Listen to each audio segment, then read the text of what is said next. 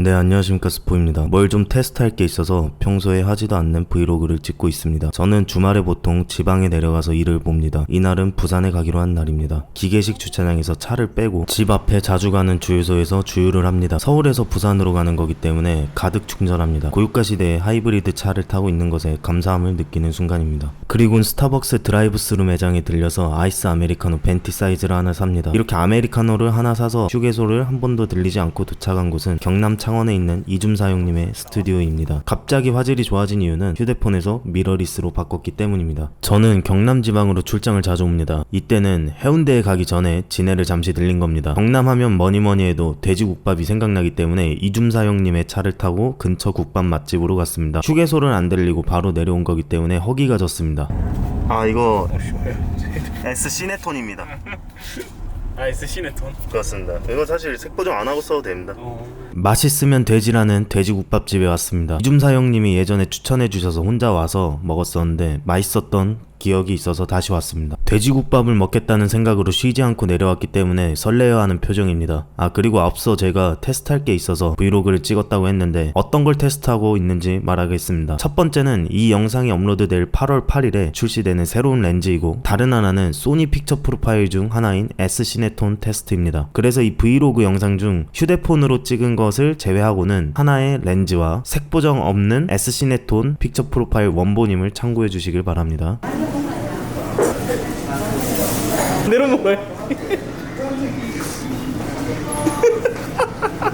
주문한 국밥과 순대, 부추, 깍두기 등이 나왔는데 정말 깨끗한 걸 볼 수 있습니다. 저는 개인적으로 아무리 오래되고 전통이 있더라도 깨끗한 음식점을 선호합니다. 뭐 그렇다고 해서 동남아 같은 데 가서 비위생적인 곳에서 아예 음식을 먹지 못하거나 그런 건 아닌데, 그래도 기왕이면 깨끗한 음식집이 있으면 깨끗한 음식집으로 가는 편입니다. 김이 모락모락 나는데 정말 좋죠. 국물이 맑고 건더기도 많이 들어가 있어서 서울에서는 흔히 먹기 힘든 그런 돼지국밥이라고 할 수 있습니다. 참고로 이제 광각으로 찍는데 이렇게 아웃포커싱이 잘 되는 이유는 오늘 출시될 이 렌즈의 특장점 중 하나라고 생각하면 되겠습니다. 저 같은 경우는 포토그래퍼로서, 그리고 이제 사진 영상 유튜버로서 출시되기 전에 이 렌즈를 먼저 테스트를 해보고 그 리뷰 영상을 올리기 때문에 이 브이로그가 올라가는 당일날 이 렌즈에 대한 리뷰 영상도 올릴 테니 기대해 주시면 감사하겠습니다. 참고로 영상은 다 원본입니다. 개인적으로는 이런 렌즈를 사용했을 때 원본 그 자체로 소니 같은 데나 캐논, 니콘 카메라 회사에서 만들어준 이런 픽처 프로파일 스타일들을 적용하면 일반인들도 쉽게 브이로그를 찍을 수 있지 않나, 저는 그렇게 생각을 합니다. 국밥을 먹고 커피와 주유를 한 뒤 이줌사 형님의 스튜디오에 들렸습니다.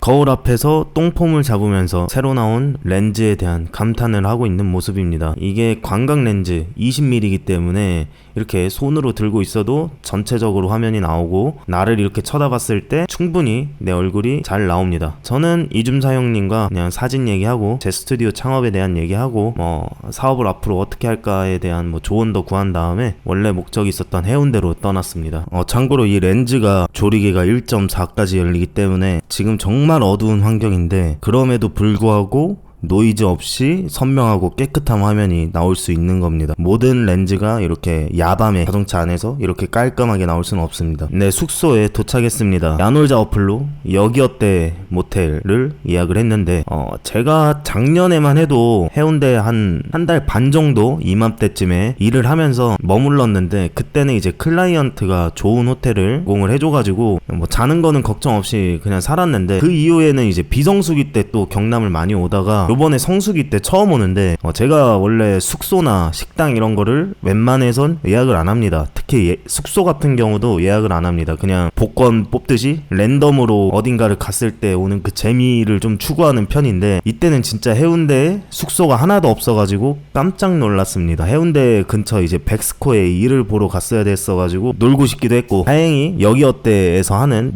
호텔이 빈자리가 있어가지고 예약을 했고, 가격은 한 13만원 정도 했던 것 같습니다. 일단 방 구경을 시켜드리자면 스타일러 있고 대체로 깨끗했습니다. 비데도 좋았고요. 저는 사실 비즈니스 호텔에 굉장히 많이 묵었었는데 이렇게 스타일러 있는 거 되게 좋아합니다. 성수기라서 조금 가격은 비쌌던 것 같지만 원래 이런 거일 수도 있고요. 숙소를 잡을 순 있어서 다행이네요. 이때가 시간이 한 10시? 9시 막 이랬는데 그때 찾아보고 예약한 거거든요. 그냥 저냥 잘만 했으면 됐는데 그래도 깨끗해서 좋았고요. 저는 이제 술을 마시러 나갈 겁니다.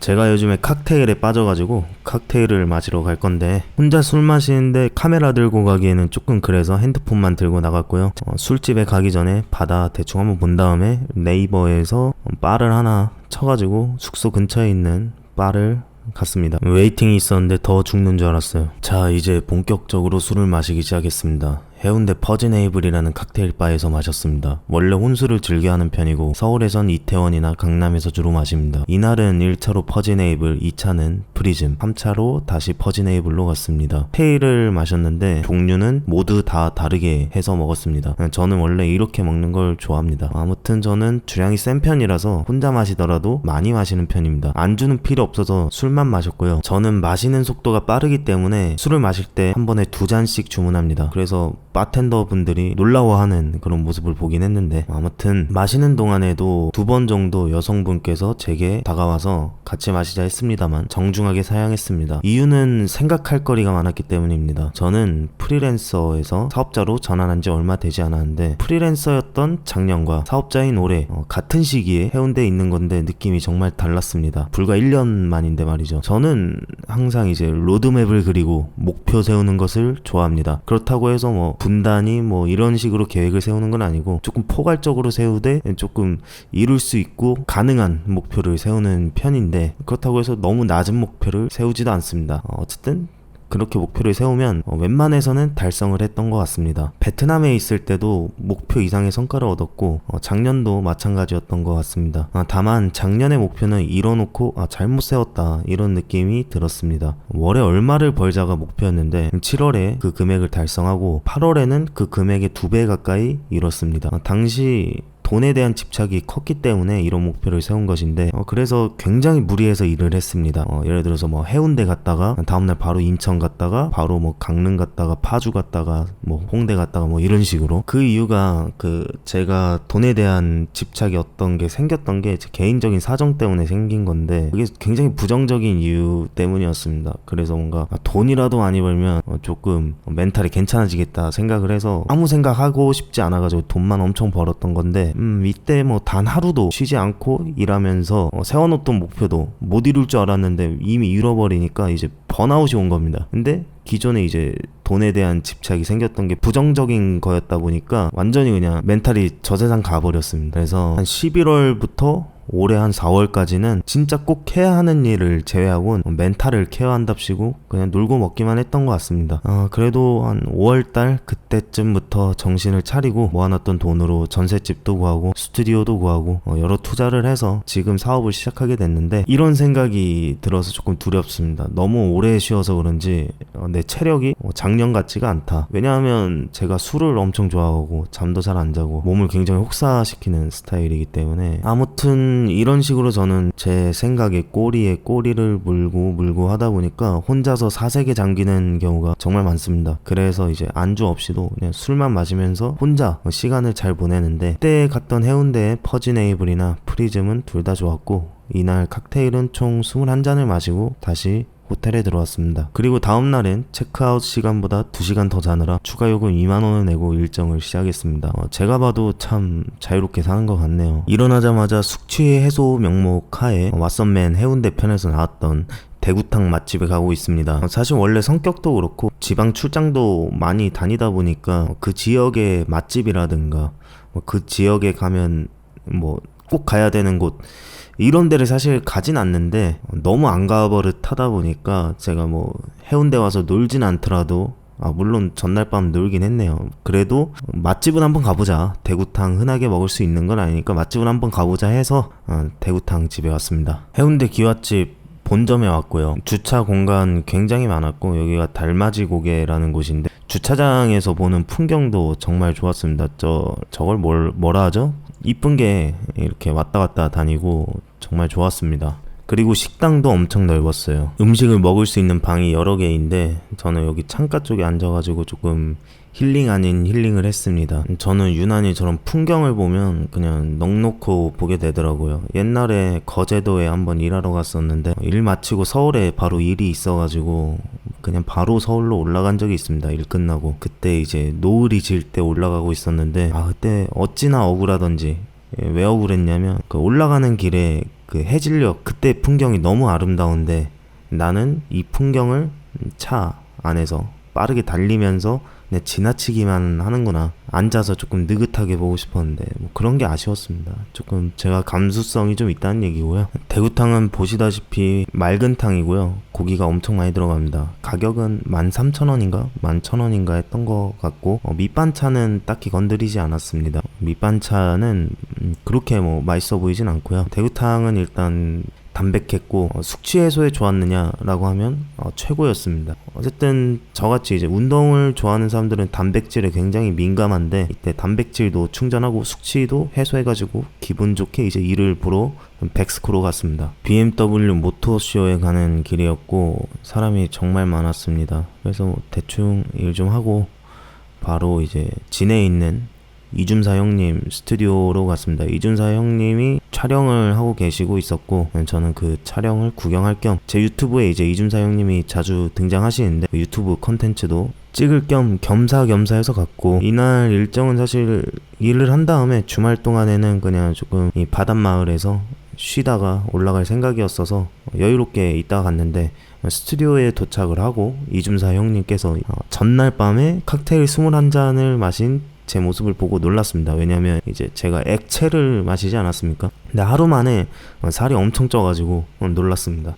짬나는 틈을 이용한 1.4 조리개의 포케. 이 아이폰 소프트웨어로 자동으로 레이어 따서 하는 그런 포케랑은 비교가 안 되는 포케라고 할 수 있습니다. 이때 ND 필터를 안 챙겨갔는데 그래서 조금 관호출이 있습니다. 이준사 형님이랑 식사를 하러 이 샤브샤브 전문점 이코이가 아니라 그 옆에 있는 홍콩 반점에 갔습니다. 이거는 홍콩 반점의 탕수육이고요. 이준사 형님의 고추짬뽕과 제 고추짜장도 나왔습니다. 홍콩 반점은 깔끔해서 되게 좋아합니다. 전 어차피 경남 지방을 자주 오기 때문에 구태여 뭐 맛집을 꼭 가야 된다 이런 생각은 안 하고요. 사실 맥도날드를 제일 많이 갑니다. 이날 이준사 형님이랑 스튜디오에서 얘기가 길어져가지고 밤이 됐습니다. 그래서 옛날에도 묵은 적 있는 근처 모텔로 왔는데 여기 사장님이 앞에 뭐 DVD며 게임 같은 거 대여도 해주고 고객들 대상으로 이벤트도 해주는 뭐 그런 좀 재밌는 프렌치 코드라는 호텔인데 해운대에 비해서는 당시 한 4분의 1 정도 가격이었고 저 같은 경우는 뭐 일반 방이 있지만 돈 3만원인가 2만원 더 내고 안마의자 있는 방으로 갔습니다. 이 모텔에 안마의자를 쓸 때면 항상 찝찝하긴 합니다. 근데도 불구하고 몸이 잘 뭉치는 스타일이기 때문에 그럼 안마의자 있는 방으로 잡는 거를 선호합니다. 찝찝하니까 안마의자에서 안마를 받으면 그냥 바로 샤워를 하는 편입니다. 그냥 지방 모텔입니다. 여기도 그리고 스타일러가 있어서 좋았습니다. 공기청정기도 있고요. 여기서 뭐 한 새벽까지 맥주 마시다 다시 이준사 형님 스튜디오에 갔고요. 이준사 형님이 촬영하는 거를 구경하고 제가 얼마 전에 올린 스튜디오 사진관 창업에 관한 그런 내용을 다룬 그런 콘텐츠를 촬영을 했습니다. 이거 강아지 이뻐해주고 차돌덮밥을 먹은 뒤 바로 서울로 올라갔습니다. 뭐 지금까지 제가 시그마에서 나오는 새로운 렌즈를 테스트할 겸 제 카메라에 픽처 프로파일 제가 잘 안 써본 픽처 프로파일을 테스트할 겸 브이로그를 찍어봤습니다. 사실 뭐 제 얘기만 하고 어떠한 정보도 안 들어가서 끝까지 보시는 분들이 아마 없지 않을까 싶은데 저도 뭔가 좀 멋있게 브이로그를 찍고 싶고 그렇긴 한데 그래도 앞으로는 브이로그를 찍게 되면 지금보다는 잘 신경 쓰겠습니다. 유튜브로 앞으로 열심히 할 텐데 사람들이랑 만날 때는 말을 뭐 자주 하지 않고 과묵한 편이지만 사실 말이 굉장히 많은 편입니다. 생각도 굉장히 많이 하고 그래서 이런 브이로그 같은 경우는 거의 뭐 혼자서 아무 말 하고 제 생각 얘기하고 뭐 그런 브이로그가 될 것 같습니다. 뭐 이런 것 중에 뭐 재밌는 콘텐츠를 본 적이 있기는 있지만 그거는 그 사람이 메인으로 하고 있는 콘텐츠가 너무 재밌고 그래서 그 사람에 대해서 사람들이 궁금해하기 때문에 콘텐츠가 재밌는 거지. 저도 그런 사람이 되고 싶네요. 지금까지 스포이였습니다. 감사합니다.